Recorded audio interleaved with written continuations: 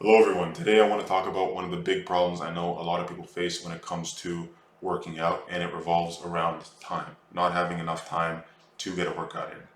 And I know this is something that has been top of mind for me over the last little bit, especially as I've gotten more busy with various things.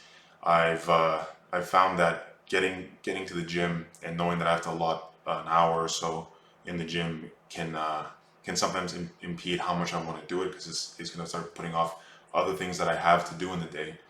And so recently, I've been playing around with a few things on how I can shorten my workout time so I can still get an amazing workout, but in a shorter amount of time. So that it's in, out, I get what I need done, and I can move on to whatever else I need to do.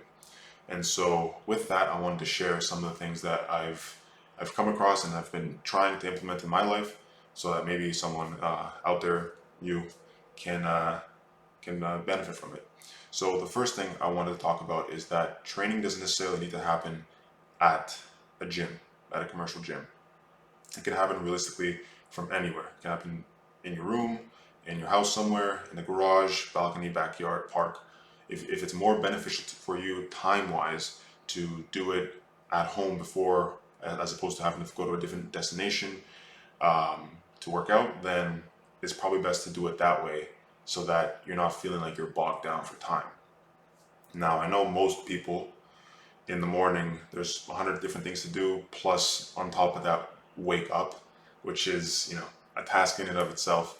However, if you can find time either before you go to work or go to school or whatever to get a workout at home, it doesn't have to be anything crazy. Just something that gets the blood pumping, gets you feeling like you did something, like you did a workout. That's plenty. You don't have to be a crazy anything crazy, and over time that will still get you results, though maybe not as fast. However, getting a workout in is always better than not getting a workout in. And also getting a workout in and not feeling stressed about it, about how it's going to impact everything else, and allowing yourself just to be present in the workout is far better than getting a maybe a better workout of stimulus wise, but having your mind be in 16 other places. The point is to enjoy it as much as you can, because working out can be non-enjoyable. However, if you can make it better for yourself, that's always the way to go. And so that's the first thing. Training doesn't need to happen in a gym. It can happen in your home. It can happen at other locations. It's just a matter of finding what works and what's most time efficient. Now, the second one is that I find people work out for too long. And this is something that I know I used to make a mistake with. I would spend too much time in the gym because I'm trying to do way too many sets on way too many exercises. Because you get excited. There's a lot of cool toys and machines to play with at the gym, and you wanna try each one of them to see how they feel. And I know that I myself get a little excited about that kind of stuff. But it's important to limit yourself. Well, not limit yourself, but just be efficient with your choices. And so a workout should only really be about 30 to 60 minutes long. Anything more than that, to me, you're likely either overtraining or just being very inefficient. And both of these are not beneficial to you. And actually, overtraining can cause you to lose any of the results that you've previously gained. And so to do this, to get a workout done in about 30 to 60 minutes, I think there's two ways. If you go to a commercial gym, then it's important to limit yourself to about 6 exercises and make sure that these six exercises are properly chosen so that you hit all the major muscle groups that you want to hit for that workout and do so in a way that allows for proper stimulation. And the second one is that maybe the commercial gym isn't the best option and you can go to another gym that has classes, either before your work or after work, where you know that the workouts last 30 minutes or 60 minutes.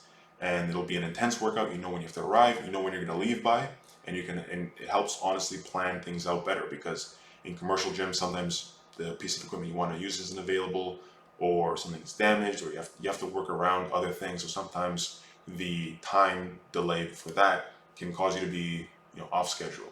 And so by going to a gym that has specific classes, you know that if you wake up at this time, you're at the gym for this half hour, you leave, and you'll still make it on time for whatever you have to do for the rest of the day.